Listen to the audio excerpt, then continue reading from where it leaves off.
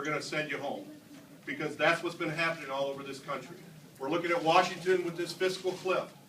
They're trying to get folks to sit down and work out compromise that makes sense for the people in this state, people in this country, and they expect that here. And we're not getting the cooperation that we need to try to find solutions that would resolve this issue and protect working families as we go forward to the rest of this year and into next year. A right to work bill might be introduced in lame duck, and we're running out of time here. We've only got a couple of days left. Right to work legislation allows employees of union shops to opt out of paying dues. Despite the name right to work, legislation does not give any rights to workers they don't already have. That's what people need to realize, and that is all of us that are in this room need to convey that message as we're out talking about this between now and the end of the year.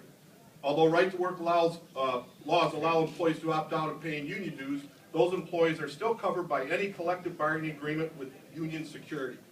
The union is even still obligated to advocate on behalf of such an employee if he or she files a grievance. It is not unfair to ask someone to pay for a service. It's the entire basis of our economy. I would imagine that Republicans would say the same. If workers don't want to be a member of a union or pay dues, they have the right to find a job with a non-union employer. For decades, state and federal laws have allowed workers to unionize and bargain collectively for wages, benefits, and working conditions. Right to work legislation would dramatically cut funding for unions, making it more difficult for them to bargain with employers. And many of those employers in the state of Michigan are the ones that are expanding every day. They're strong union people here in the state, and that's where the growth of this state is, not from some of the crap that we put up with over the last 2 years.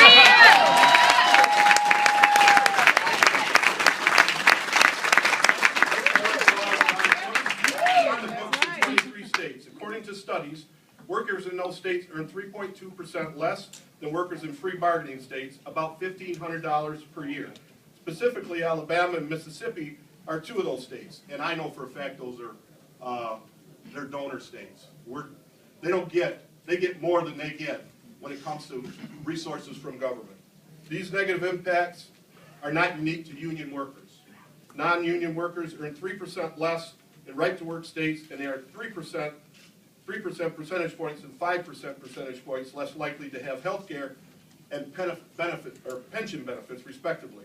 Many Michiganders are already having trouble providing for their families. Enacting right-to-work legislation could reduce wages for union and non-union employees alike and continue squeezing the middle-class families for the benefit of corporate profits. And corporate profits are at an all-time high, while wages for middle-class families have been going down steadily for a number of years. The primary reason supporters of right-to-work laws are pushing the legislation is that they claim it will lure business to the state and create jobs. However, the studies simply don't support that assertion. Surveys of employers find that they give little regard to right-to-work laws when considering where to locate business. It's more based on education, it's more based on talented workforce. No one can compete with Michigan when it comes to those. That's right. In fact,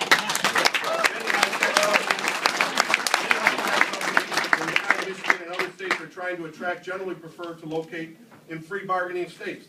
And economic data suggests that there is no correlation between right-to-work laws and job creation. In fact, 7 of the 15 highest unemployment rates were found in right-to-work states, blowing away the fact that says that jobs are created only because you have a state that's a right-to-work state.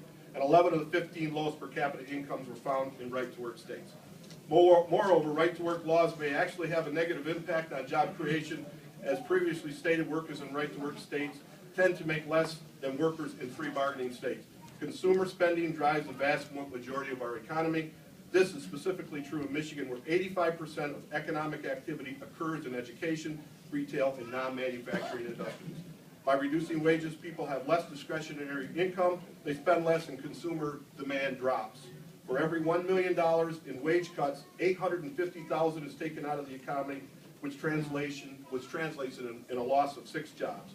If we want to truly grow our economy and put Michiganders back to work, we need wages to increase.